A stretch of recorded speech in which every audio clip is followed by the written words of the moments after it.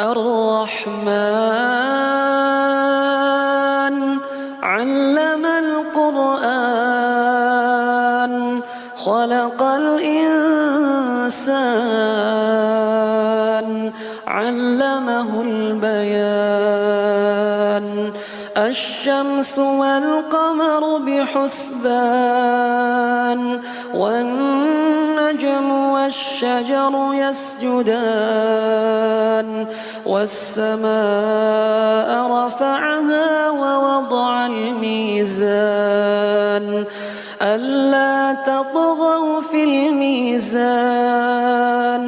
وأقيموا الوزن بالقسط ولا تخسروا الميزان والأرض وضعها للأنام فيها فاكهة